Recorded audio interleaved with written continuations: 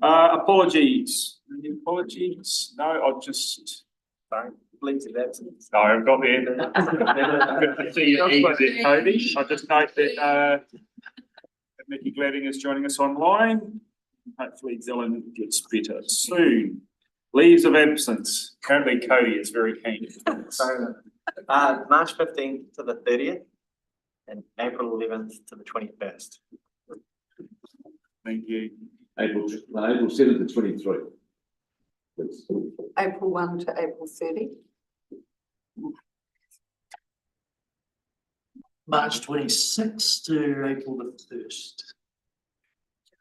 April 15th to April the 22nd. Okay. Don't do anything in April. April 14 to 28. Okay. I think no one's going to be here in April. That's the time we might have to relook at our schedules in April. I'm not here at the back end of April, but I'll do that later. Any further leaves of absence? Okay. I move that the requests for leave of absence be approved. Do I have a seconder? Thank you, Mel. All those in favour? Aye.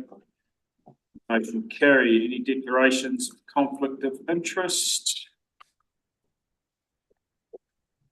I just note, Nikki, there's the minutes for the intensification from last and public excluded. Oh, good point. Yep.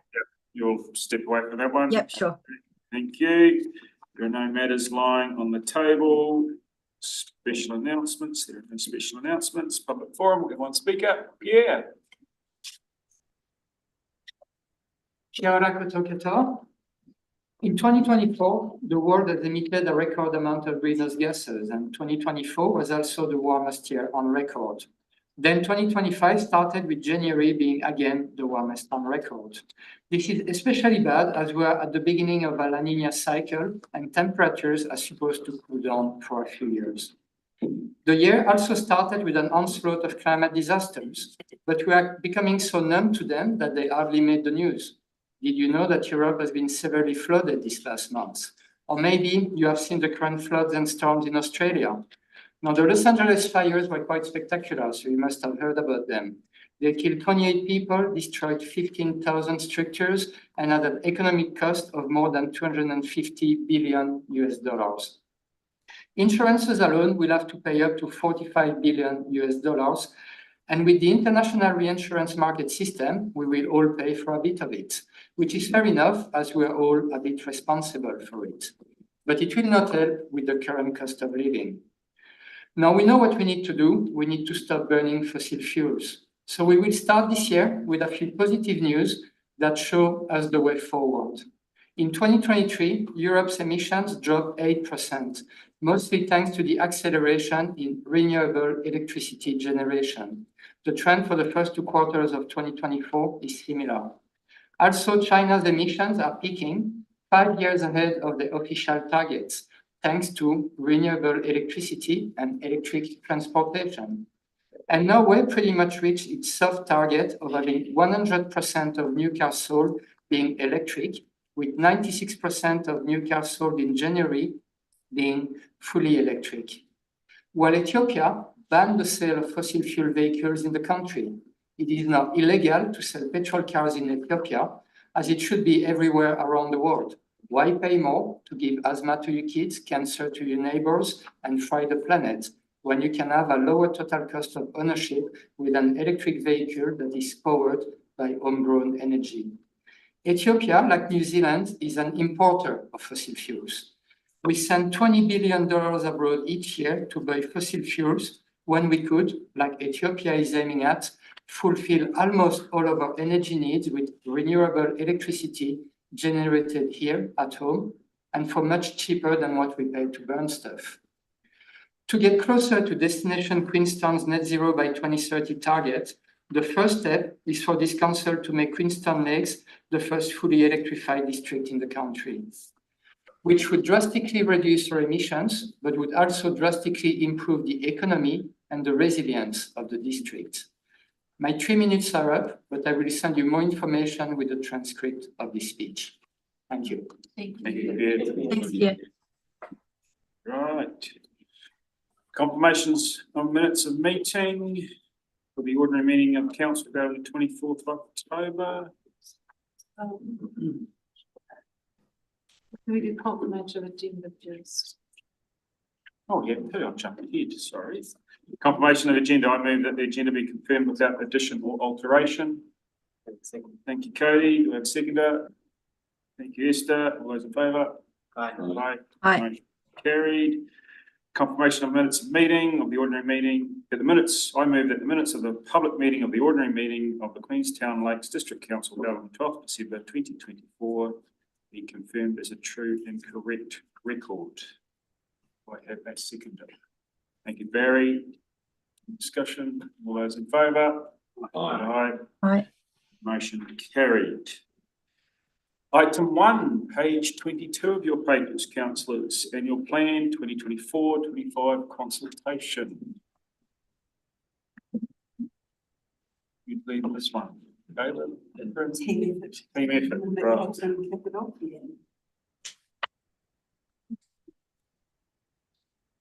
Yeah, so just as a reminder, this is the second year of our, this is the second year of our long-term plan, which we are discussing today, and that was only signed off back in September last year.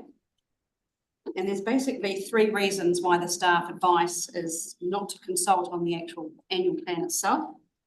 Those three reasons are that we are at the same rate increase as what was proposed in year 2 of the LTP, which is 13.5. The second thing is that we are not proposing any change in levels of service. And we are also, the third thing is that we actually, when we did the LTP, we talked about setting the basics right, or getting the basics right. And there was actually no room for any significant changes in year 2, and we're not proposing to do any of those. The second part of the paper was talking about fees and charges. So to enable us to keep at 13.5%, we do need to increase some fees and charges. And so that, to be transparent, we need to do that through a consultation process. And so we're asking for you today to give us approval to do that. Okay, questions, councillors? Yeah, a couple of quick ones. Firstly, can you remind us what is this obviously a cost for consultation? What does it on average cost to do an annual plan consultation? I couldn't tell you that on the fly, but you're looking at a significant number of senior staff across the organisation responding to submissions and your time, staff time, hearings, et cetera, et cetera. So it is in the, I would estimate it would be happily in the tens of thousands. And I noticed also on page 25 under various adjustments, it's got electricity increase, expected to increase by $500,000 for the coming year, relative to what was in the LTP. Do we know what sort of percentage of our total electricity is that? And is that just due to price increases or is it usage as well? There's a bit of both. Yeah. Yes. I can't remember what New was in the facilities LTP. coming on board, and also the line charges, and I mean, you know, for your own electricity, it's gone up. Yeah, mine luckily not gone up by $500,000. No. Yeah, so You have to go through all this. it might be in place. I mean, it does seem like a lot, but I guess depending on, I can't remember what was in the LTP. Is all of our electricity usage under one item, one line in the LTP, or is it split amongst various departments? Yeah, we have a detail down, but I think it's about, I don't remember the figure, about 9 million. For electricity. We did do, Yes. we did do some baseline assessment of that and looking across the organisation at how we can reduce the costs of electricity. And there are some actions in that regard.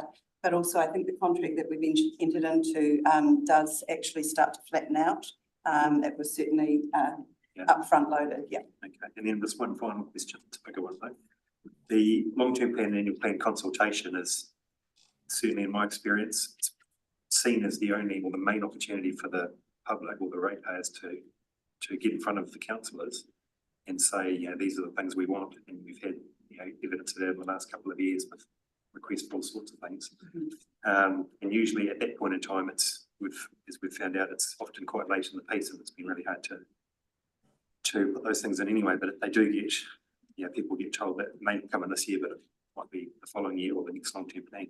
So without that opportunity this year, is there an alternative opportunity for people to have that chance, but tied in with the quality of life survey later in the year, where they are, there is a chance or questions are raised there about how people's, experience of the council is. And I've mentioned it before, it seems to me a good opportunity for people to also say things that they would like the council to do. I don't know, whether there's an opportunity to do that with that this year. You may recall that the next community survey is basically focused around trust and confidence, and that is happening in March, from memory. But to your first point, so remember that we've now carved out the community grants aspect, and that will still be a process that will run separate to the annual plan. And that is arguably where we see the most interface with the community in terms of the various community projects that people would like council support with. So that is still happening, and that's a real positive. And I think that's also, although we didn't actually acknowledge that here in this paper, I think that was helpful in terms of our recommendation. Megan, I think staff also looked at an earlier program around preparing for the LTP, so I think we're starting that earlier than we have previously and inviting public feedback and comment. Towards the end of this year, I think. Yes, I think for me, it's just a bit of work also with Monica up at the community board, which I think Catherine's going to be talking to them soon about on just that. Thank you. Just a quick one follow on that. You mentioned in the recommendation providing opportunity for feedback. So I remember you saying talk electronic and hard copy, I think. So what happens with that feedback? Obviously will that come to where to us? yes, we'll ensure that you receive all of the feedback, and then the paper that comes back for the adoption in June will include a summary of that feedback. Okay. If there's anything, remember, we'll be making the annual plan available to you in the second half of April. You'll have it for a period of time, probably a week, if there's anything you want to raise from the draft, and then we'll publish it and commence that feedback. So you will get visibility over the feedback that you've received. Thank you. I'll go Barry and then Nikki online. Thanks, Mr Mayor. The reduction in professional services is quite significant compared to what was detailed in the LTP. Is that overly ambitious, or is it completely achievable? So I think what we described the other day was it's a combination of two things. One is we are tracking lower in the current year professional services fees, and so that's given us an opportunity to look at how we spread the cost of that over 18 months as opposed to this year and next year. So that's enabled us to get some confidence about reducing the amount for next year. I think the other aspect is the proportion of professional fees against the size of the capital budget has been progressively coming down. So we're taking an opportunity to sort of try and be a bit more ambitious about bringing some of that down. I think it also reflects the increasing sort of capacity of the organisation itself to do things. So it's a little bit of recognising what we think can happen. It's also a bit of pushing where we think we can get to. So hopefully it's not too ambitious. We tend to be, the accountants tend to be pretty conservative, but it's an area where we think we can make a definitive saving. Thanks. Nikki? Thanks. Yeah, I've got a few. I guess the first one is that we indicated where we were at, which was at 19.5% at the end of last year as an increase, and you've managed to get it down to 13.5. I think it goes to something Barry was sort of mentioning before. How realistic is that? And let's say we run over that 13.5%, or the amount that we would have the amount that we would need to fund operational expenditure, and if the 13.5% increase doesn't cover that, can you just explain for everybody how we deal with that overrun in operational budget? If we're not collecting enough revenue through rates with a 13.5% increase, how does that get dealt with in the wrap up at the end of the year? So during the year, we'll obviously be trying to find ways to get back onto budget. So there'll be reprioritisation, there'll be potentially looking at programs of work and bringing those back to council to understand if you still want us to go ahead with those. There will be, but if at the end of the year, if it's instead of rating more than what we needed, instead of having not enough rates to cover our costs, then there is reserves, I guess, that or borrowing that could be utilised to cover that. Sorry, reserves, as in, I just haven't heard that used before. For us, it would be borrowing. Yeah. It would be borrowing. Some councils have reserves, but we have borrowing capacity to do that. And I think that's what you're describing is a very normal situation. We would be proposing a 13.5% rates increase. The practical reality that will always be measured at the end of every financial year, and there would be swings and roundabouts through the year to try and minimise that change. Okay, and just two questions on the potential increase in the rec services contract. And look, I know there might be some concern. I've taken some information that's all publicly available, and including a report that was given to the AFRC at the end of last year, and the supplier lists that are on the website. So we've been told that it's 8 years since we engaged with the market on the rec services contract, and that's coming up. And we've got going through a process at the moment where we'll be agreeing a contract, I think, in April. And we've been warned through the AFRC that they're anticipating potentially an increase. And that could be significant given the quantum of the existing contract. The one with rec services alone is 6.6 mil, or that was what was spent, and that's on the supplier. Question there, Councillor? So the question, I'm just setting the context for the question. So two things. Question one, will this hit, if we do go over, does an increase in that area hit the residential ratepayers the hardest? As in, I didn't get around to looking at the differentials between residential and... First question, Catherine and staff. Where does the contract's proportionality lie? Yeah, thanks, Glenn. So there is a rec and sport rate for one and also one for it would depend if we decided to differentiate contract. I think it's across the whole district, not differentiated, so it wouldn't be any different. But between residential and commercial, is it fair to say that that would hit the residential ratepayers disproportionately? No, it would hit them in proportion to where the costs lie, because I think it's a general rate. Okay, yeah, okay. It's the differentials I'm looking for, but that's all right. Sorry, I should have got that question to you earlier. And so just look, the last question, and it's more general, and it might be for you, Mike, or maybe for the annual plan process team, but we obviously have contracts and they come to an end at various times, and this one is awkwardly coming to an end right when we would be considering the annual plan, and it might potentially cause, a couple of percentage increase, I'm just guessing, to residential rates. So I'm just wondering if there's, going forward, if there's a way to ensure that contracts, when they're obviously set up and agreed, that they don't end at a time where we have to go through this process now, because ideally we should know any increases before we agree an annual plan or a long-term plan. So has the organisation thought of sort of putting some policy in place around contract end dates that would make this awkwardness go away in future? Oh, look, I mean, that's always, firstly, I don't know that we can speculate that there will be a multiple percentage rates increase as a result of this contract. So that's why we're going through the market process at the moment.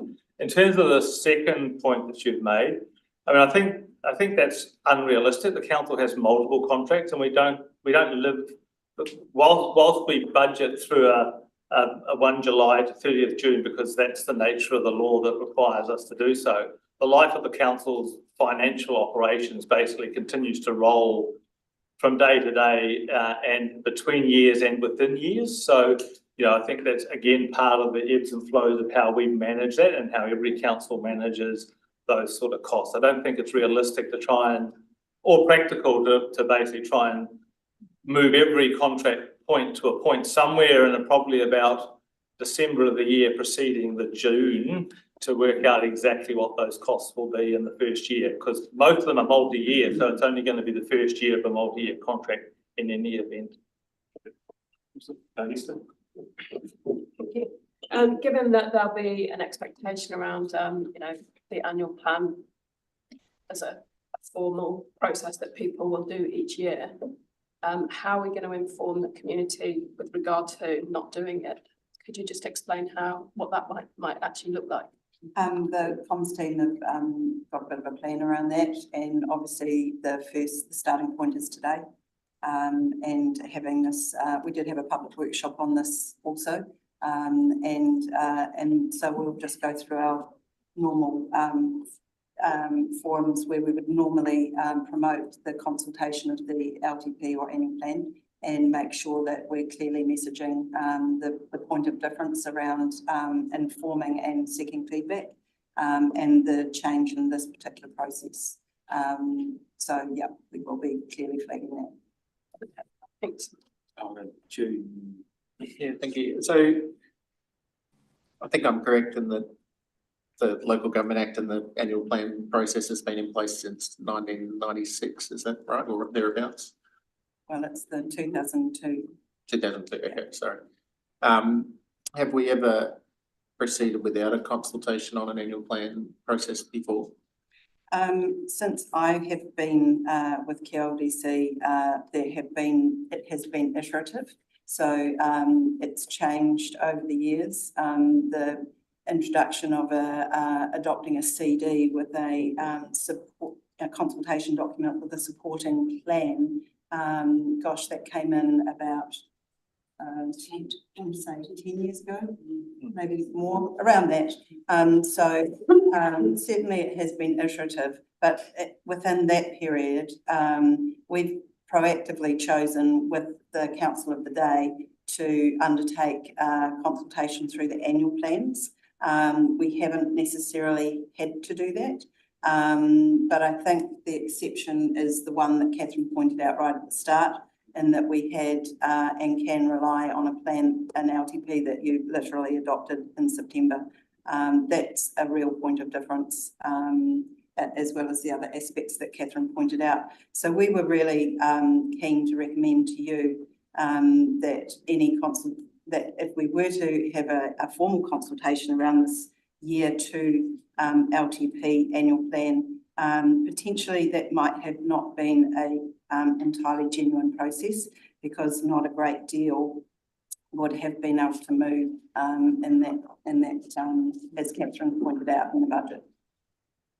And can you remind me, when we made the decision to defer the last year's LTP by 3 months, were we advised of this as a risk or a potential flow-on effect that we might not do an annual plan this year? We had actually discussed that internally very fleetingly, and hadn't given a great deal of consideration to it. I think our focus was very much on getting the LTP across the line, but it wasn't lost on us that the timing between the adoption of the LTP and that was challenging. Okay, and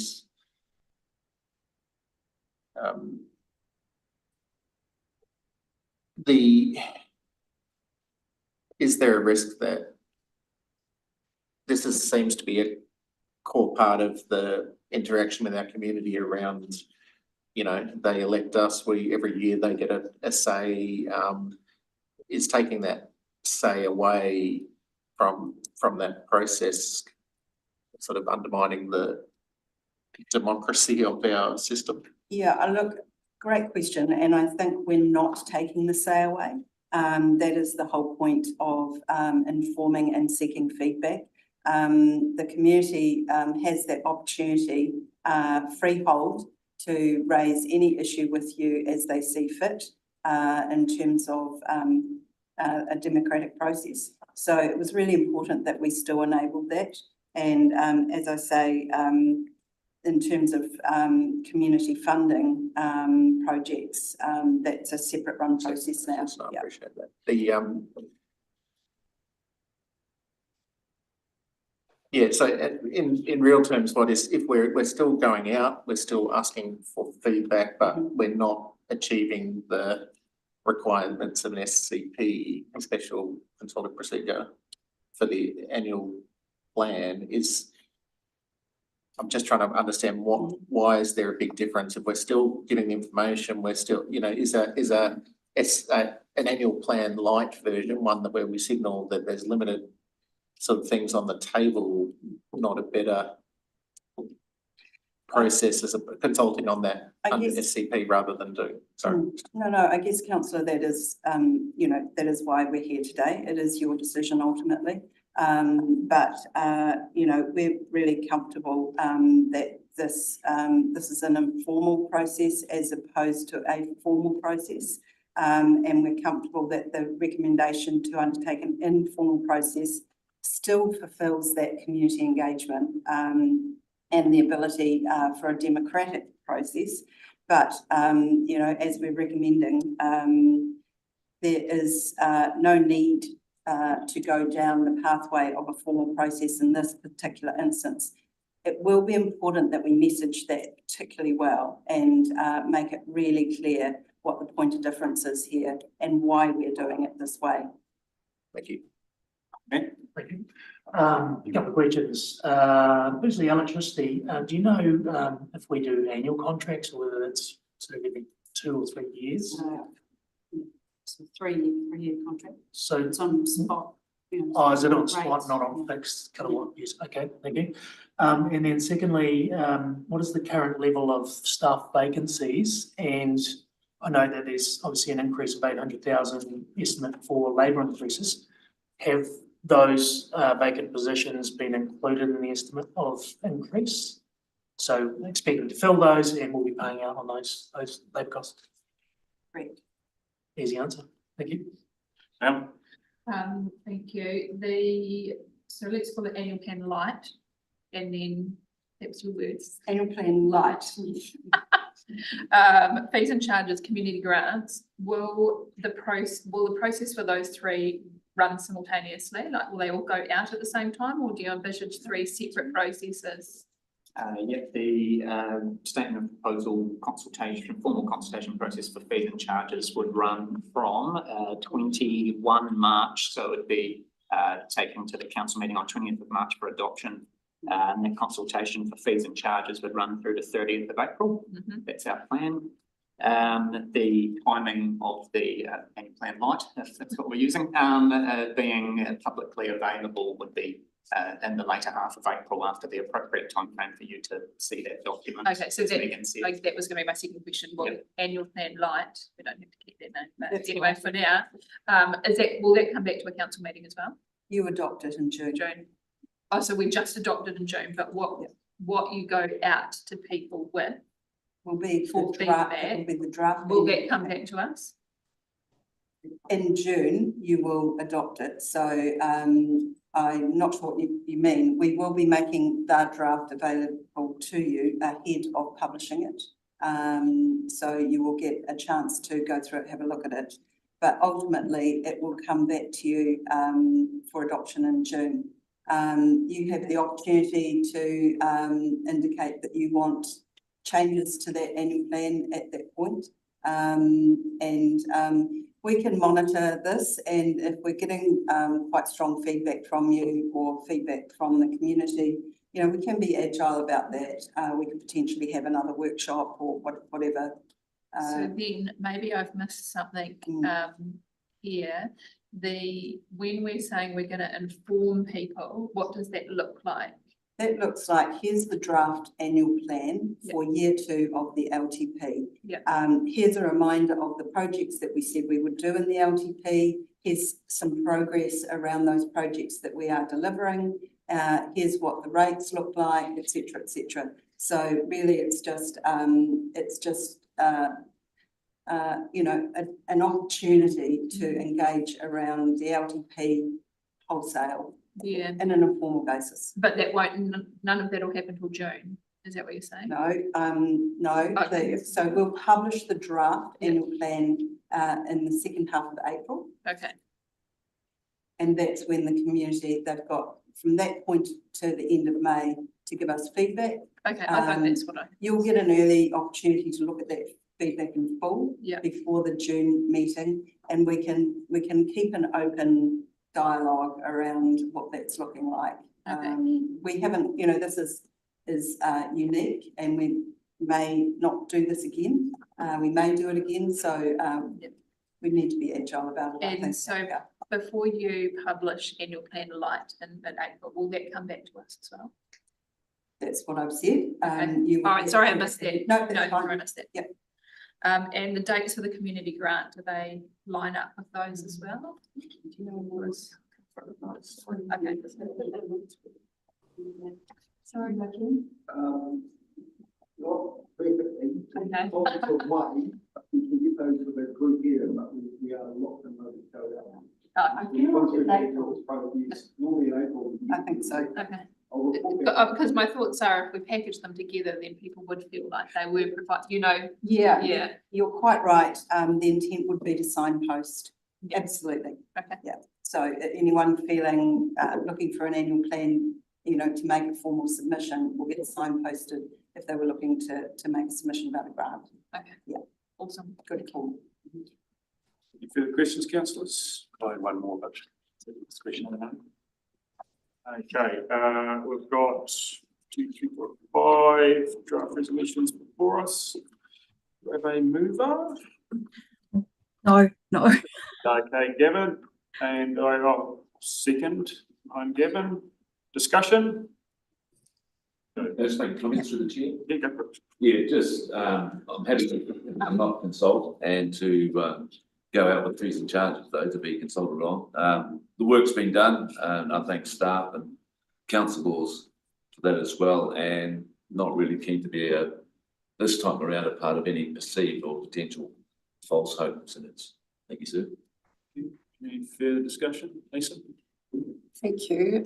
Yes, support what's been said. I just think we need to really acknowledge that it was only September and we're only a quarter in from the huge body of work that many councils have, well, I won't use the word many, some councils have not even got their LTPs over the line yet. So I just think we've got a lot coming at us, and that piece around expectation, I'm really pleased to hear that we're continuing conversations and giving opportunities to still hear the aspirational visions of our communities that came through so loudly last time, like arts and things that we haven't yet been able to respond to. Don't want this to be seen as we still don't want to listen to you. It's just again that we need to, because of our fiscal constraints, be really clear on our expectations and declaring those boundaries and still finding other ways to perhaps pull off a bigger picture deal somehow to address some issues. Thank you. Oh, gee, hang on. Yeah, so you've got the right to. Yeah, so you do it when your red house is done. Yeah, okay, thank you. Thanks. Look, I understand the position. I have thought about this quite a bit, and I don't think I favour avoiding a normal process, because I think, and I don't know whether I would have supported deferring the LTP last year if I knew that was a likely outcome. Understand the position, but I just think that this is the last, and the other side of it is this is actually the last opportunity in this council to put a mark on the planning for the future. I think it's important that that consultation retains its integrity, but understand the position, but that's my position. The fees and charges and everything, I'm no drum. Nikki? Thanks. Yeah, I'm sort of leaning where Quentin's going. I'm not against not consulting per se. I think if we had a genuine sense that that we could achieve 13.5%, and that nothing had changed, and if I felt that that was really certain, then I'd be more likely to consider it, or to consider it favourably. But I think there's a couple of problems here, and one is that we're not used to doing this. And I appreciate that we're going to have public feedback, and that's great. But logistically, there's no deliberations. We don't have to comply with the Section 95A requirements if we choose not to do this. And look, the draft is going to come to us on the 26th of July without those deliberations, is my understanding. Correct me if I'm wrong. And we're not going to be able to make changes on the fly. And 26th of July is sort of late in the piece, given it's got to be in place by the 1st of July. So June.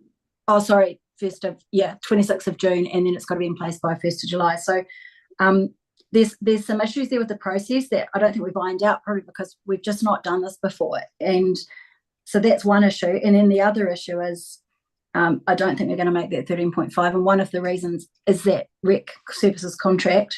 I am really concerned about that. The other thing I'm concerned about that I'm going to have to tick off if I agree this is the CIP directed changes to fees and charges. I've had a good look at the revenue and financing policy, and it does sort of mention the use of CIP, but it's not clear. Sorry, I'm on the wrong. Here we go.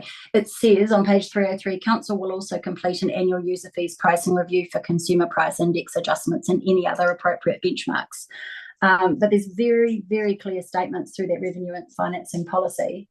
For example, community cemeteries, this activity will therefore be funded 60% from user charges, and et cetera, 40% coming from the uniform annual general charge. For community facilities, the activity will therefore be funded 60% from. So these statements continue, and they're very firm statements, and I just have an issue that we're I think using the CIP increase to kind of meet this 13.5%, but I don't believe that entirely complies. And I know we can address that through the hearing on fees and charges, but the decision we're being asked to make now is not to consult on the basis that nothing will change, nothing significant or material will change, and I don't think we're actually in a position to make that call. So that's why I'm leaning towards not approving this. Thanks. Thank you. I've thought long and hard about this as well, and I think given the expectation that we consult every year, I just feel that we should, even though technically and logically and logistically it's, we know the position we're in, we've only just consulted, so it makes sense that way. But I think I'm just not comfortable with taking away a formal process from our community. And I also acknowledge that the work has been done, so I'd like to think that we can have some efficiencies around that, given that we know what it looks like. So that's where I'm leaning. Okay, and then I'll go. Was it a hand up? I think this council's had its fair share of adversity and having to cope with a lot of challenges throughout the change of governments and lack of reforms. And I think this is just another example of how pinched and vulnerable local government is at the moment. And I think they stressed multiple times the importance of the communication of this, which I'm really grateful for, because I think what the community will see is that, we are just trying to do everything possible to be genuine, because consulting about something that you can't change is disingenuous, but also showing that there really isn't any room to move, and we're doing everything we can to make sure that the core essentials work. So I still think, fees and charges and community grants are going to get a huge amount of feedback, which is great. It's usually the two areas where people are quite vocal as well. So it's not like we're not getting some stuff back, but I'm supportive of the direction that it's recommended. Thank you. No, I don't disagree with any of the comments that have been made today, but at the end of the day, I've got to make a choice.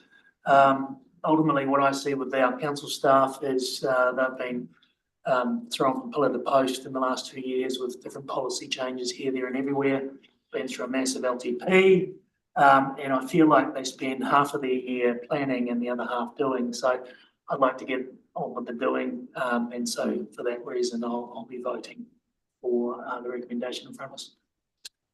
And did you want to say something more? Oh, just briefly, I support it. One part of this whole process is we're trying to bring our rates increases down, so we don't want to be starting to add in stuff that we don't really need to do, which it could increase those costs.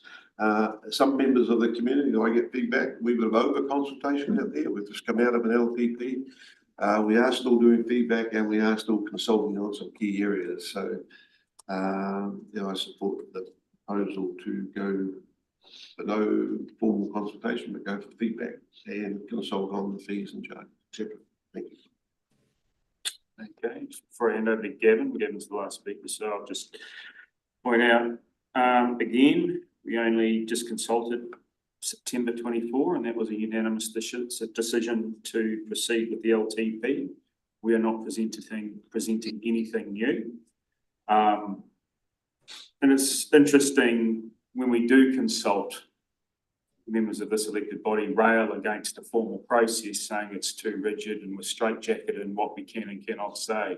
And here's an opportunity to think a little bit different and actually put to the community a different way of actually engaging, which has probably freed us up quite well. And I'd expect to see some innovative ways of how we engage with the community because we're not straitjacketed by a formal process.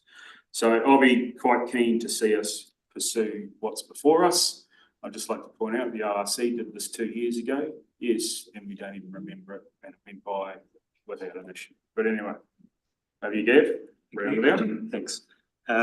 Firstly, just one point before I get into the rest of it, but I did want to note that, well, certainly my understanding of it, just back to the adjustments, traffic and parking, there's a note there that, income is increasing from that. But I wanted to make the point, well, my understanding of it is that it's not due to an increase in number of tickets, just so that people don't think we're out there ticketing people just to raise more money.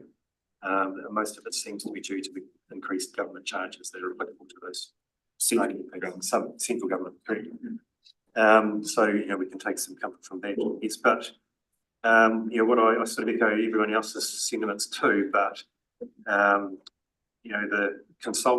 not to consult argument could be looked at from the other side, where I think the Local Government Act instructs us that we must consult if we have got material changes or significant changes, but that otherwise we don't have to. And I think because we're used to consulting, we haven't got our heads around the fact that we don't actually have to if we're not changing anything.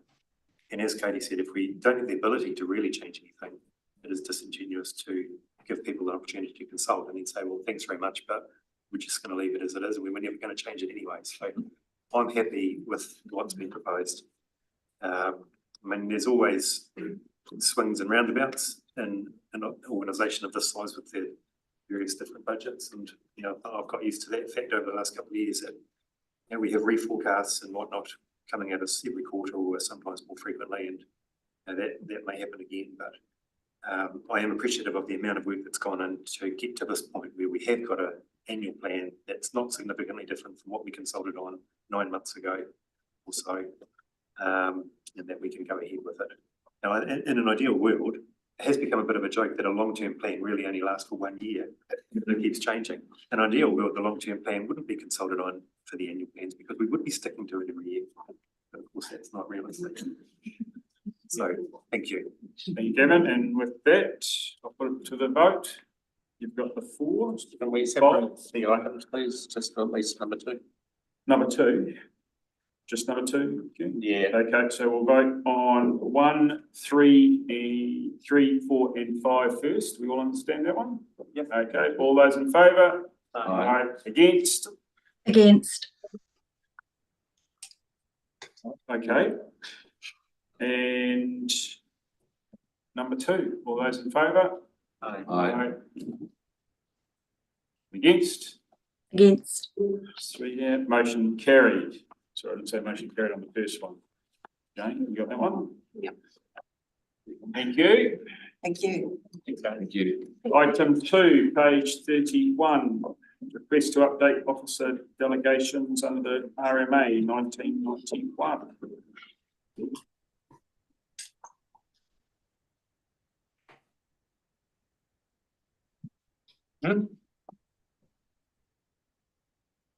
Are you right, Adam? Just a couple of minor corrections, please. In the attachment A, under section 36 AAB, there's just a wee typo. It says a team ladder instead of team leader. So that's on page 36. Did you spot that? I hit that one. I thought that one hit And that meant just, no, it's not. The other one. The next one is 38, section 38. For, it says offices rather than officers. And the authority to authorize persons to be enforcement officers. Should be officers there, please. Third one is under 58L. And I think there's a wee typo there, where it was put in as 58.1.2. Should be 58L2. Did you get that one? Good eye. And there is another inconsequential one that Kevin might have got.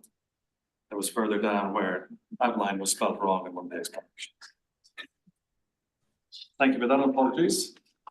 Questions, councillors? Okay, Kevin? The only other one I had was on 45. Section 45. Page 45, where it's got the list of new roles, and one of them just says team leader acceptance. I think it should say engineering acceptance, which corresponds with all the others. Great, we should make that change, but yes. But that would be a great job to have, wouldn't it, team leader acceptance? Yeah, well, see, my next question is, what is the difference between the team leaders or the teams for engineering reporting and engineering acceptance? The engineering reporting team is the team that supports the resource consent team in writing engineering reports on proposed developments. The engineering acceptance team is following a resource consent being granted. We go through an engineering acceptance process, and that's a separate team. Right. So is that based on receipt of more detailed information from the applicant after they've Correct. been granted? So we have conditions in place to get more detailed design, so that people can get to the point of feasibility, and then the detail comes through in the engineering acceptance. Right, and they are separate teams within the summit, yeah, okay. And my other last question was, all of these delegations, to confirm, are all within the scope and parameters of the Resource Management Act? Yes, they have. Otherwise it wouldn't be there, would they? Yeah, right. Yes, you call him. Okay, Nikki? Thanks. Oh, thank you. Am I on? I'm on. Yeah, I've got a few on this. Look, the first one just relates to page 36, where it's sort of expanding the delegation for people waiving fees. Just wondering, do we have guidelines in place for people making decisions about waiving fees, and do we report where fees have been waived, simply because it does have an impact on revenue, which impacts our decisions and rates and so on? Yeah, this would be a very rare occurrence. When the lawyers went through this, they would have seen that there are some situations where you might have retrospective consent, where monitoring is not required, and therefore you could waive a monitoring fee in that situation because it's not required. So there won't be, it's not to waive fees to give people discounts, it's to waive fees, in my understanding, when there doesn't make any sense to have those fees. Right, okay. Just interested in what you've got in the background, how you train people in the use of that delegation. And I might raise it at the AFRC or something down the track. It may not need to be, but I'm just interested, if we're not tracking it, how do we know how often? But you may be in contact with staff and stuff.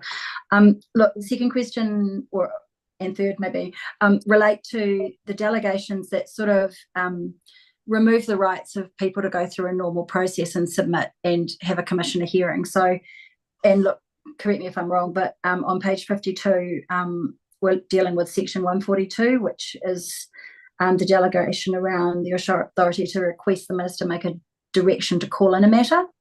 Yes. And then the other ones that I was concerned about were around section 198C and 198D, the outcome of which I believe is similar, that you might bypass a normal commissioner hearing and normal appeal rights process, notwithstanding that they may go to the Environment Court, but that's obviously a different and more difficult process for people to access. So that's what the questions are related to. So have those changes been considered by the Planning and Strategy Committee in any detail, like the implications, potential implications of that, noting that they are already delegations to the Chief Exec, but this is sort of one step removed. Has that been considered by the Planning and Strategy Committee? They haven't been discussed with the Planning and Strategy Committee, so just for everyone's information, these are delegations that in some instances applicants want to go straight to the Environment Court because they may have a proposal that they know is likely to go to the Environment Court in any case. So rather than going through the first phase, going through the council process, they request through the minister to go for a direct referral to the Environment Court. We have to agree to that. And in some cases, we don't agree. We've had situations in the past where there was quite a sensitive development happening within our town, and our view was that the entire community should have the opportunity under a council process to go through that. And if it goes to the Environment Court, it goes. This delegation is just to say, who is that power delegated to? It is the chief executive now. It's proposed to come down to the general manager of planning and development to consider those matters to see, are there extenuating circumstances why we would not go to the Environment Court first. So that's the purpose of the delegation. We haven't gone through that with the Planning and Strategy Committee because, as you said, it's a chief executive delegation already. Yeah, exactly. And I have some concerns about that and how we deal with those things, because obviously opportunities for the, sorry, I would reserve that. That's not a question. Caught myself. So look, can you just confirm that the Planning and Strategy Committee is never involved in these decisions, or are they? Would you come to them and run it through the committee through a meeting or workshop? If we had a direct referral, we would certainly be raising it with the Planning and Strategy Committee and going through that matter with them. The delegation would just be for the decision to be made at the end of the day. But these are quite rare, and we have dealt with them. We've taken a lot of consideration in these situations before, and I envisage that continuing. The only change here, as we said, is the delegation changing slightly. But yes, of course, we'll talk about those planning matters with the Planning Strategy. Okay, that's helpful. Thank you, Dave. Any further questions? Okay, do we have any? Yeah, sorry, just a couple of quick ones. Sorry, I lost. Thanks, yeah, I've been careful when I ask this one, but I should know. General Manager, Assurance, Finance and Risk. Who is it? It's Catherine. It's a fancy name for Catherine. Oh, you're calling the finance manager. Okay, right, yeah, I knew I shouldn't have embarrassed myself. Well, you would never have associated that with Mr. Burnhams, that's all. Yeah,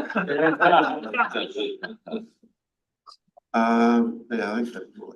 Okay, all good. Okay, right. I think myself a bit. Oh, maybe if you like. Thank you, Quentin. Do I have a seconder? Thank you, Matt. Any discussion? Maggie? Yeah, just a quick one. Look, Dave's reassurances were great, and I don't want to go necessarily about trying to change the motion to make sure the Planning and Strategy Committee is always informed, but it would be helpful if we could just note it in the minutes that it was confirmed by Dave. Sorry, title escaped me for a second. That in any of those instances where Section 142, Section 198C or Section 198D apply, that the decision to use the delegation would be run past the Planning and Strategy Committee. I'd appreciate it if that could just be minuted. Otherwise, I'm happy. Would that be okay?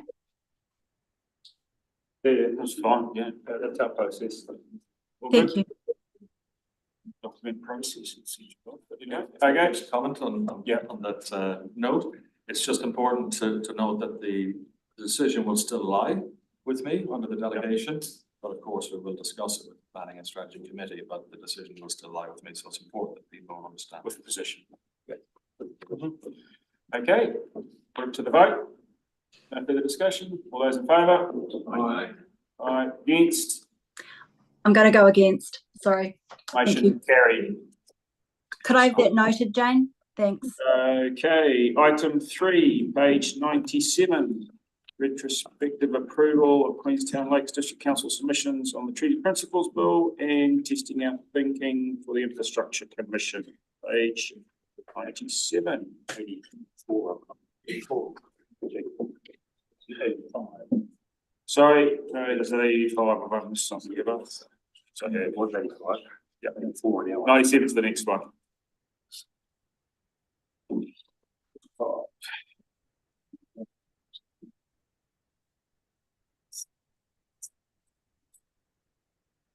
That's all right. I just think fell off. That's all. Okay. Thanks for that, Karen. I have nothing to add aside from the report that's in front of you. If you take any questions or feedback. Questions, councillors? Oh, Yeah, I've got a couple of questions here. it's really to do with the process. I know it's mostly been raised previously about us submitting on in short time frame without getting input, but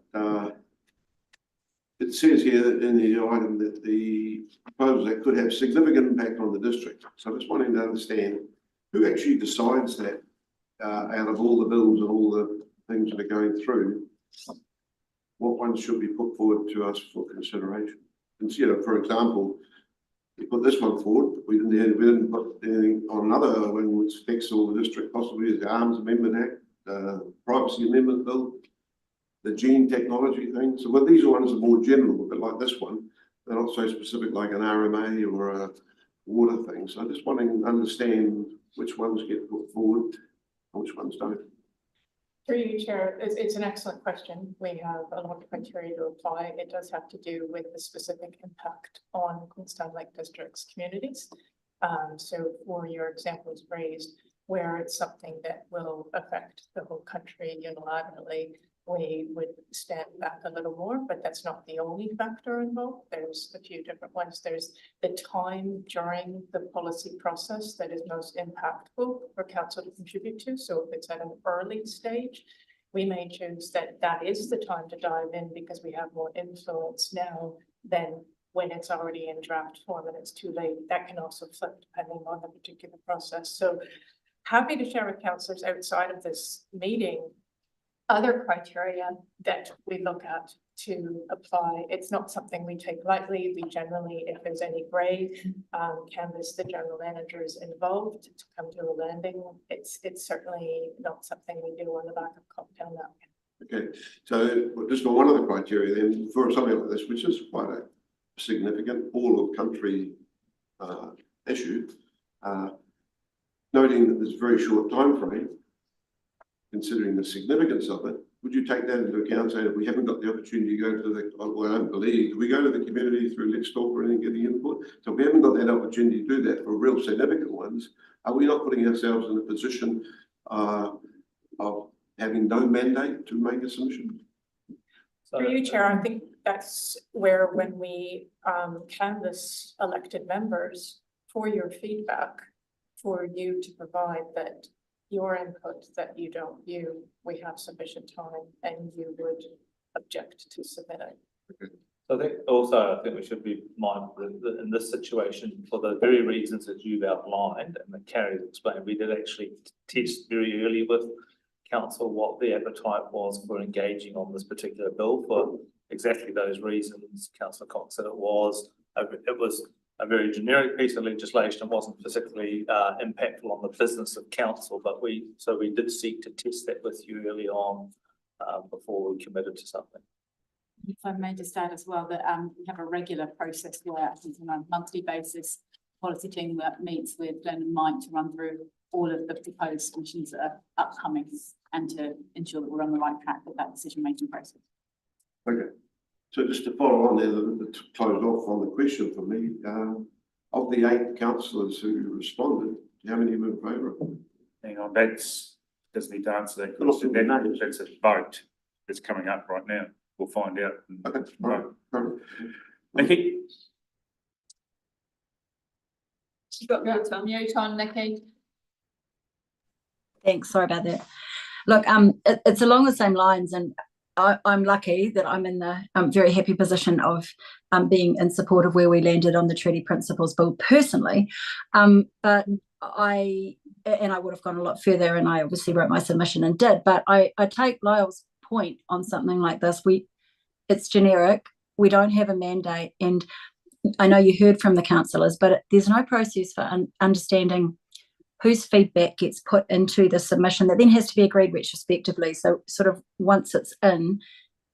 And I just look, all I want to say is, could we spend a little bit of time? There's some other processes that might be being looked into coming up. Could we just traverse this a little bit more and have a workshop on it? Would you be open to that, just to nut out what's appropriate and what's not? Well, I think we have a process in place with the mayor, and we do make sure that where we are submitting, we are endeavouring to get advice from and feedback from council. So that's the process that we have in place, and I think to date that seems to have worked relatively well for most councillors. So, yeah, I guess it's in a similar vein. If we take other examples, I think it was the fast track bill where, because obviously for the public to know, we confirm these, vote on them retrospectively. So sometimes there's, you know, strong thoughts either for or against, as we may see today. So I think we could potentially just streamline it a bit better in terms of our process, but that can be taken offline anyway. With regards to this, I just wanted to also thank you for referring back to the Waitangi Tribunal in this instance, where there was obviously obvious expertise and treaty partners involved. So thank you for that. We'll split by two, I think, yeah, you're right, Chief Executive, on the resolution. We'll split for 2 and 3, given the contentiousness of this one. We've got to be open about it, there's varying views. But anyway, any further questions? Do we have a mover for 1, 2, and 3? I'll be happy to move. Any seconder? Thank you, Lisa. Hang on. Discussion? Yeah, good. I just wanted to highlight that while I do support long-term infrastructure planning, it does require, and I don't know, we don't appear to have highlighted this, that it does require cooperation across the House, because at the moment we're getting pushed and pulled by the whims of different governments and their priorities for investment and changes in direction. So yeah, I'm not sure if there's any opportunity just to add some notes regarding bipartisan or cross-house agreement on infrastructure priorities for the future. Thank you. You, next slide. So, did you want to talk? Yeah, I wanted to speak. I just wanted to, because I put my email in, I had concerns about the treaty, principles treaty submission. I just want to explain why I don't support it.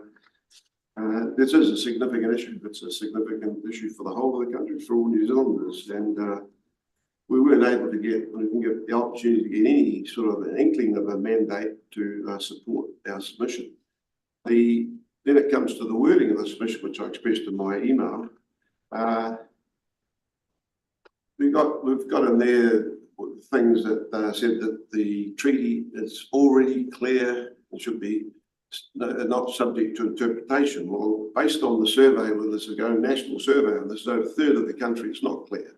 And I'd even challenge this room, if I asked you all to write down your current understanding of the principles, the treaty, in a clear and concise way, I'm almost certain I wouldn't get a consistent and clear and concise response. So to say that in our submission, I think is misleading. And the other part that I find, if such a significant submission be related to such a short bit of thing, and say that we oppose in its entirety the principles that are mentioned in this bill. So that would suggest to people that this council, we don't support one parliament governing, making new laws for the best interest of everyone. We don't support the treaty rights of hapu and iwi, and we do not support everyone being equal before the law. And by indicating that to our community, I find that seriously scary. And for those reasons, I don't support our making that submission. Thank you. Any further discussion? Thank you, Lisa. Thank you, Mr. Mayor and all councillors. And I suppose these are just me expressing some of my thoughts that I shared in the feedback. And I felt that our submission, perhaps we've talked about a light touch annual plan. I felt like it was a pretty light touch submission. My feeling was it kind of said what we felt we needed to say at that junction of democratic debate in our country. And one of the things I feel has been a positive outcome about this is that it has created conversation and discussion. And when you look at the number of individual submissions that were made across the country and organisational submissions that were made across the country, and perhaps how many of us as individuals, this spurred us to actually take time to consider it, to discuss it with our families and our communities, and to make our own personal approaches. So I know it's tricky to come to any kind of agreement, particularly when we're apart and we haven't had time to connect with each other or our communities. But I think some of the value that came out of it is that we were all drawn to give it consideration in our own way. So thank you. Just going, Nikki, Devin, Jodie, and then go, Nikki. Thanks. Yeah, look, thanks for the submissions. And I guess for me this is tricky because I vehemently oppose the treaty principles bill. And like I said, I've done my own submission, but I, if I was voting on process, I would struggle. And so I'm sort of having to make the choice between what I believe personally and as a representative of the community who hasn't heard from the community on this. It's tricky, and it was always going to be tricky, I think. For me, I think, looking forward, I would really like to see that when there's something come up, there was plenty of time on this bill. It wasn't one of those ones that was 3 weeks and it's done. We knew we were going to submit on it. I'd like to see us look at going out and getting some feedback one way or another from the community to understand, whether we should be making submissions or not on certain things. And I just think we need to hear from the community on these issues when we can, and where our policies don't give us a mandate to submit on something. I do take Lyle's point, strongly. It's important, but I am going to I am going to approve it because of how I personally feel about it. But that's a tough call, right? Because process is important. Thank you. Yeah, only very briefly. I think I disagree with what you said, Lyle, that it's suggesting that we disagree or that we're not supporting the principles of the treaty. I think this submission is saying that we're not supporting this particular interpretation of principles of the treaty, which has been drafted by one particular political party. The principles, as it says here, are already clear, and we're certainly not shying away from supporting those. As they currently are, have stood for 185 years and have been tested by law numerous times.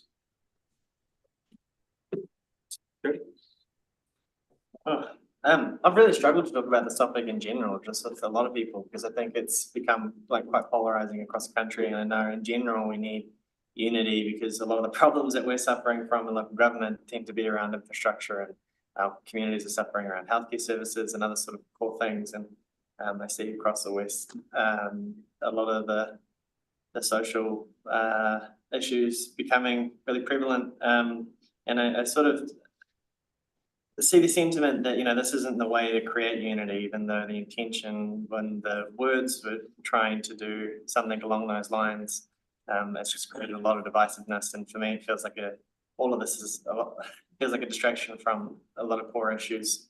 And the other thing as well, I feel the sentiment around the process, the stuff that we're facing, seems to be, it's really hard to be representative of the community's opinions in this particular issue, just because it hasn't felt like it's been well socialized. And I feel really weird about it all. So that's probably it.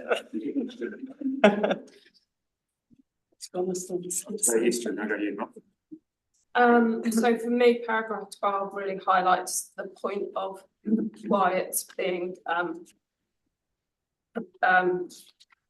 why we're voting against it in its entirety. And I think I put forward the suggestion to use the interim report of Tamakaina Tato, because this is really about the fact that what's being put forward from my point of view and from treaty partners is that this is a misinterpretation of the treaty. So that's the crux of it. So it doesn't, in a way, it doesn't really matter what non-treaty partners think. So for me, that's the paragraph that conveys what what we need to take from it. Thank you. I'm hearing what Lyle was saying in terms of if you're reading the words that if you, but I think that how I read it was that we are opposing the bill, not every single sentence separately taken in the bill. Explain that then. Hang on. I'm Keep going, Mel. Okay, but anyway, so I hear what you're saying. I slightly disagree because that's not how I read it, and I think because the word principles is used quite a lot, then it can be a little confused. On the notion that we don't have mandate from our community, I disagree with that in a sense that we were all voted in to have a voice for our community. So it is our responsibility to represent the people that we were voted in by. So I don't think we do need to go out to every single individual to find out what the consensus. I think around this table, there is a good cross-section of the community. And so I do believe that getting a vote from us is representative of our community. Any further discussion? I'll close it out.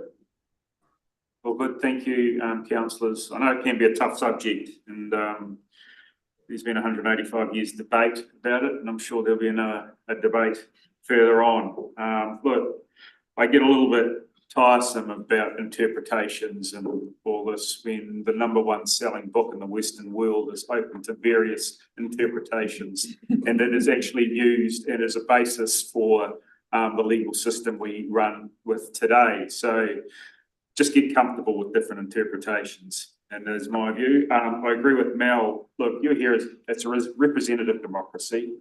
We're trying to push for a participatory, but we are still a representative democracy, and you are here to make decisions on behalf of the community. So I'm in agreement with Mel. Look, this has been a tricky one for all of us. I think as I've read some of the feedback I've received, yes, some want to go push harder and some don't want to push it at all.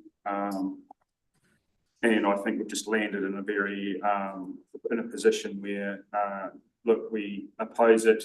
We've made our submission. That's where we stand, and I'll just leave it at that for the stage. But I just want to thank you for just being opening up that debate, just keeping it calm and collected, because as you can well see, it does raise emotions amongst the public. So, thank you. Right. We will split this. I think we'll do 1, 2, and 3 separately. Is it the way we go about it? I think so. Yeah, I think, Slightly odd. Yeah. Okay, so we'll just do 1 first. So It's just noting. yeah, I know. We'll still have to do it because you can't pair it with another one. Okay, so #1, all those in favour? All those against? Was that aye against? Was that an aye, Nikki? No, I support both. Okay, right. So that's the unanimous one. Motion carried. #2, just the tree principles bill. All those in favour? Can I abstain? You can abstain if you want. Oh, you can't abstain on that. And against? So is that 2? So just there's 2 against, right? And we've got 1 abstention, have we? Right. So motion carried. #3, the Infrastructure Commission submission. All those in favour? Aye. Against? None. And that's the unanimous decision there. Motion carried. Want to take a break, councillors? Stretch your legs for 5. There we go. Yes. All good.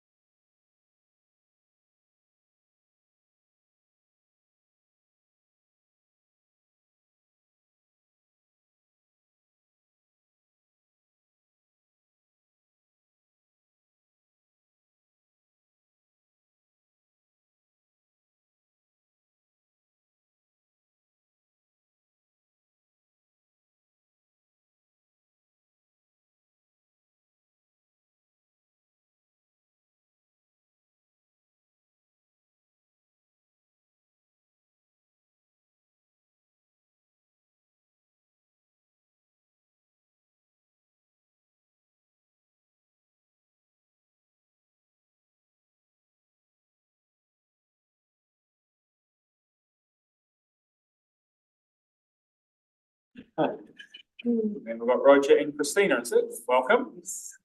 Take it away. Oh, yeah, I'm talking to them. Yes, so we're just presenting an easement for Heritage Heights Body Corporate, some stabilisation works of Recreation Reserve, which is located behind the Heritage Heights apartments on Queenstown Hill.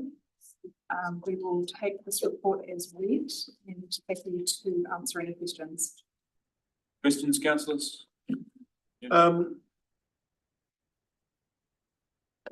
The easement fee, what is that likely to be and how's that calculated?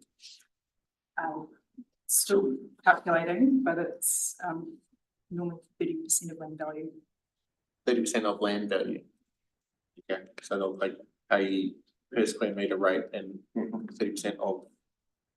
Okay, all right.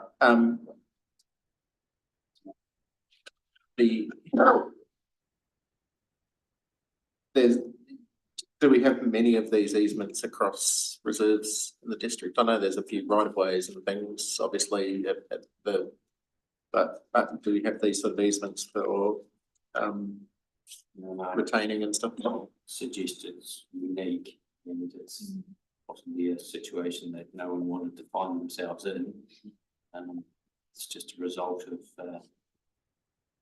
probably a substandard development back in 2003. Didn't have the correct approach applied to it. But this is not something that's I'm aware of that's happening in other places, Mike. No, I mean, we have often individual easement arrangements for tiebacks and things like that on individual properties, but nothing of this scale that I'm aware of. I can't see on the plan, I can't read the thing on the plan, but what is the square meterage of the easement area? Just doesn't, resolution doesn't allow me to. That's cubic meters of earthworks. That was cubic meters of earthworks. So.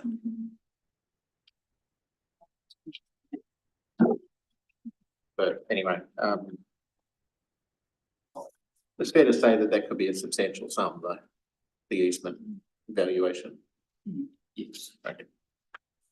Yeah. Quick one for my education on how big is the reserve? Is it all that hill, is it, the rest of it? No, not whole hill. So, will it go, what are the access points, does it get used very much? Or? Oh, yes, not that possible particular area, but you've got the tracks up to. Oh, yeah, around the back Queenstown there. Hill. I've been in behind there, it doesn't look very accessible.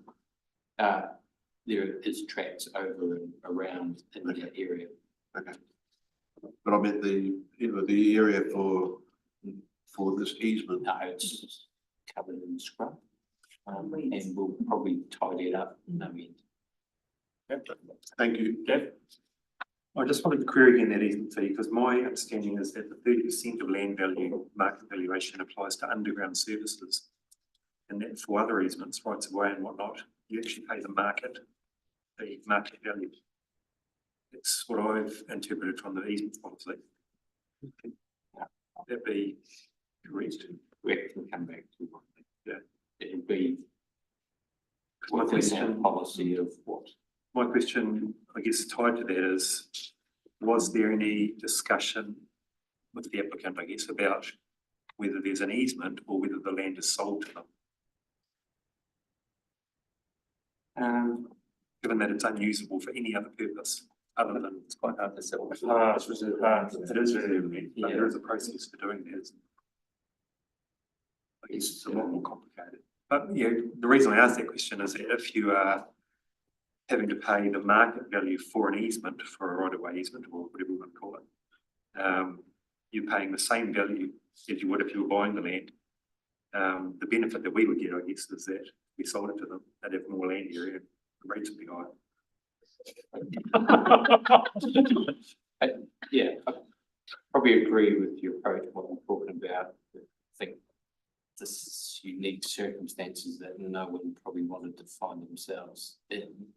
I think if they had to buy the land, you would probably see the windows of the buildings and they'd be abandoned. Yeah, I mean, well, that's the issue I have, I guess, is that this development's occurred at some point in the past, it's affected the neighbouring property. They're now getting the use of the neighbouring property at, 30% of the potentially, might be at the full rate, without having to pay any rates on it. And no one else can use it for anything. Oh, public can still access it. It's just going to be recontoured and. Well, that was my next question, is how accessible is it to the public? Can you get to it straight off the end of Anderson Lights? And does it, would it take you anywhere? Why would you want to go there? Is there any benefit in using it? No, but sure there's, with the clearing of Queenstown Hill with trees and various vegetation, it will become more accessible. The area is 2,540 square meters. 2,500, yeah. So an acre. It's half, no, acre.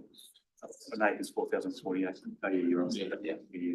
So, so, and then the final question, I think, was that, two. One is planting maintenance ongoing carried out by the applicants, or does that fall back to the parks? No, it's at their cost. That was part of the conditions of the resource consent. All maintenance in perpetuity sits with the applicant. So that's weed and pest control, etc. Okay. And then I had a note, one of the disadvantages said that it would apply for the life option, and the proposal will give a private person the right to take that part of the reserve for the lifetime of the building. Would the easement only last while the building was there? It would carry on until it was stopped in some other way, wouldn't it, by another process to stop the easement? Well, it stays with the title forever, doesn't it, until it's revoked? It would, because it's protecting the buildings. So even though those buildings may become obsolete, there's the opportunity on that title for the buildings to be replaced. So there is some added benefit to that title long term. Because there's no ongoing fee once they've paid that easement fee and whatever other legal fees initially. And that's my understanding, is that it's then attached to the title forever. Yep. And then the only other note, the site plan that's attached to the document is the quality of that hasn't reproduced very well. If there's any way that in future those sorts of things could be to a quality that's a bit easier to read in the Zoom call. The separate file attachment, be easier for you to magnify. Okay, thanks. Nikki, you got your hand up. You're on mute. Thank you. Yeah, just we couldn't sell it, could we? Because it's reserve. You'd have to go through a whole public process to. Is that correct? It's very difficult. Yeah, so we couldn't sell it. And I'm just wondering the conditions of the easement and the price. Just wondering why that's not in the report, or have I missed something? The conditions are in the resource consent. Yes, we probably should have made that available. Or I should have just gone into eDocs, but yeah, it would be really helpful if you could include conditions, because I think it's really important. I mean, I hadn't thought of it before, but yeah, what's been raised around the table, I think matters. Conditions around, when it might be removed, or what to do with the land. We kind of need to see all of that stuff. So I'm sort of reluctant, actually. I don't mind the general concept, but having it raised, there are. Oh, sorry, good point. Yeah, okay. There's no way of flicking them up on the screen or something, I said. Okay, thank you. Okay, I can move. Okay, I'm gonna move it. Second it. I'll go Matt this time. Any discussion? Katie? I appreciate they were rather sympathetic to the tightness claims and the compassion shown to sort of try and help out where possible, where reasonably practical, so support it. Okay. No, sorry. Yep, so I mean, I can certainly see the reasons for applying it. The only hesitation that I had is just about clarifying that easement fee. Make sure they are being charged the correct amount if it is the full market Nikki? Yeah, my concern's the same. I just, in principle, I don't have any issues at this point, but I don't want to make the decision without seeing the easement fee and the conditions of the, and part of that's on me because I should have gone into eDocs and had a look. But yeah, I'm uncomfortable at this point with what I knew, with what I know and what I don't know. Okay. Look, I'd just point out that, well, thank you for pointing out it is the unique circumstances. I don't want us to get in the habit of using reserves for solving other people's problems. And I think it's important to distinguish that this is a unique set of circumstances. And I'm surprised to hear that people make the comment, you know, do people use that part of the reserve? There's a whole lot of reasons we have reserve, open space, visual, you know, we don't use most of what I'm looking out the window at the moment, but I would hate it to disappear from the reserves inventory. And that applies to lots of, and the boundary's got to start and stop somewhere. You can't, you know, it's, the value is in the whole piece. So I just wanted to point that out. And equally that if it is based on a true valuation on land, it could be quite a substantial sum, which other, and I hope the applicants are aware of that. So anyway, thank you. Well, good, I'll put it to the vote. 1, 2, 3, 4, all those in favour? Aye. Against? I'm against. Thanks. Motion carries. Thank you, team. Parking, QEC, page 105. Thank you.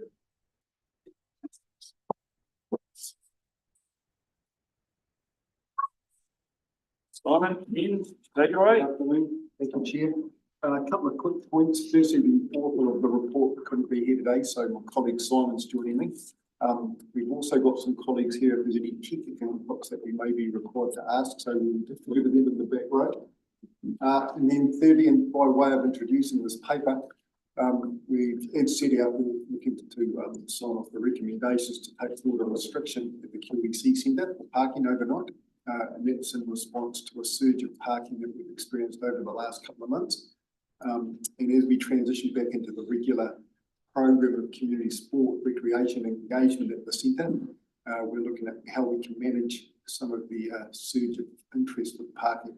And what's in front of you today is a request to look at a first step in restricting overnight parking. And part of the rationale for that, just before we open for any questions, is to ensure that users, community users who are starting to complain, have genuine access at the early mornings to their classes, access to the pool, access to the facilities, etc., etc. Before I hand over to Fu, I've got a question. How many complaints have you received from the community? I just want to compare notes with my phone log. 23. 23, thank you. Fu? Just through the chair, you know, I've received a lot of feedback around this issue and the effect on the facility users and, you know, the antisocial behaviour that this parking issue has delivered upon our community, the safety of residents and visitors, pedestrians that are moving around the area and the inappropriate behaviour. Can you give us some clarity, if possible, around community confidence, and are there any other sites in the same space as QEC when it comes to this parking issue?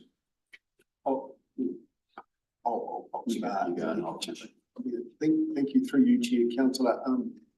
Actually, it's a really interesting point you raised. Part of being here today is around the reputation of the organisation and us actually doing something in response, not just to the 23 formal, but also a lot of informal. Our customer service staff at front of shop starting to get a number of inquiries from people really disgruntled, concerned, not able to drop off their children safely. You know, everything you can consider with such a large community asset, we are starting to face as part of our service. So that's part of the challenge we have in the tools that we currently have to manage that.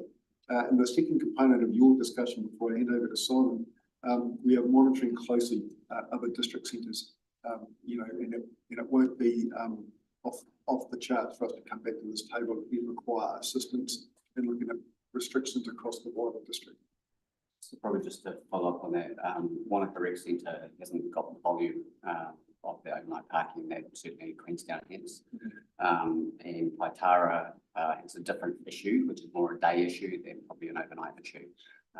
And that's been exacerbated, I guess, by some of the parking restrictions that have been put in place in that space. And something we will look at moving forward, depending, as I said, as Paitara gets busier and busier and busier, we will have to address that.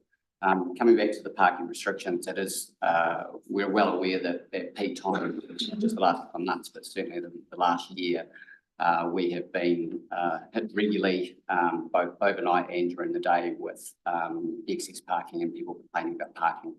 A lot of people park 5 Mile. We then get grief from 5 Mile about, you know, our users utilising 5 Mile.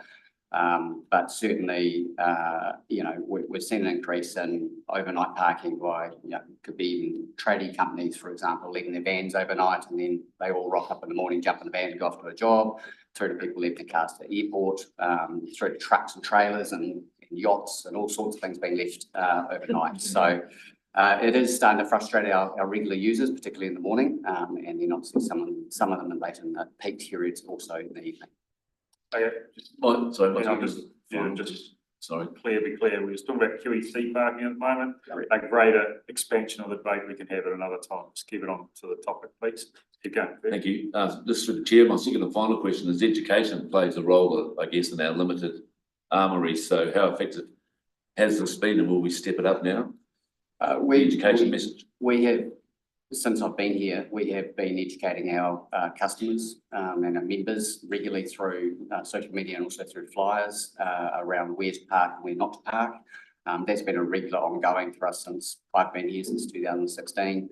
And we certainly let our members know before we have any major events, either during the day or late into the night, what parking requirements are. For that, for this parking, the overnight, obviously we have signage under the bylaw as required. And we will be putting out notices on all the cars, and also probably have a little bit of a grace period just for those that obviously have parked there overnight and may not be in the country. So yes, we will certainly be doing a lot of education. I know the camping investors also are doing quite a bit of work as well in this space. Thank you. Matt? Thank you. Point 26, it raises the point around technology and the use of other private car parks in this district are using technology well. It's well proven. It's cost effective. It's got much better data, and the cost on enforcement, knowing that our enforcement team potentially is a bit stretched at the moment, is there a possibility of moving that forward and bringing that technology in, using cameras to enforce more so than having humans enforcing for us? Where is that in the process? So as part of the event centre master program that we've got, which includes the indoor courts. And one of the consequences of the indoor courts is actually having to reallocate our parking on site. And as part of that, we were looking at different parking mechanisms, which we could do to control the different areas within the event centre as far as parking is concerned, and compliance and technology certainly is one of those things we are looking at.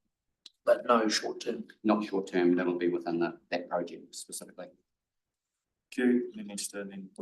Thanks. And, am I correct in understanding this was previously managed under the freedom camping bylaw, that this was prohibited on that site?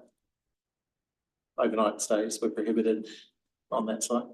Only if you were sleeping in your vehicle, if you parked your vehicle overnight, then. We're getting the note through chair from Kerry, who's part of the regulatory. So it certainly is. The hesitancy is we just need to remember the land title designation, a lot of it's free. Okay, and so that the recent influx, and you gather there's been a very rapid increase in here was a result of the vexatious and aggressive legal action by the NZMCA executive. When you say that means designed to annoy, so I just be a bit careful there. Thank you. Through you know, we're here today genuinely dealing with the Brett issues. And so, and just one final question, the fact that we're managing this under the parking and bylaw, and you also can use the Reserves Act potentially in this place or in other reserves, doesn't put us into the risks associated with the ongoing challenge. This is a bylaw that was approved by council a while ago and it's land transport. So, no. Thank you, and thank you for your work in responding to this. Esther, Mel, and Lisa. Thank you. My question is pretty similar to councillor Wong's. I'm just wondering with regards to the tech side of it, if we can kind of extend our research and things like the use of a parking arm like we see at airports, for example, which gives, you know, a limited time that you can drive in, drop off and go, and then have, we know at this stage, I know it's very early, like what kind of level of research we're gonna look into for tech side of things. Quite a lot. Okay. One of the issues we have with the barrier arm is both queuing off the main state highway, particularly with the changes coming up with the intersection of Joe O'Connell Drive and State Highway 6. Obviously, you would put the barrier on at the beginning of the driveway, just by the way.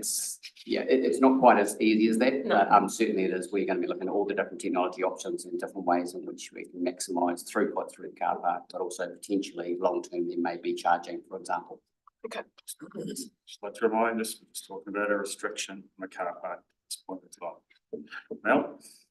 Thank you very much for this. I was actually very pleased to see it on the agenda because I had fielded a few complaints from people dropping off their school holiday program children to some very unsavoury behaviour by certain people. So I'm pleased to see this.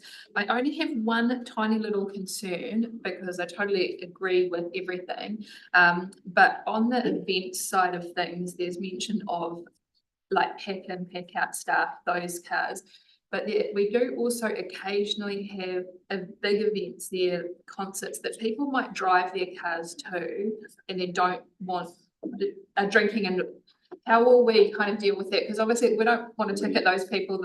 Have you got a plan? We have, for big events, we always have a temporary management plan. Okay, all right. So traffic management plan, I should say. So those things So are. those things, I mean, because that's not lifted, generally. For example, that in that situation. Yeah, and I mean, it's actually not very many per year that I imagine, but I did leave my car there one night this year, so it did make me. I did run and pick it up by 10 o'clock the next morning, so I don't think I'm the problematic child in this situation.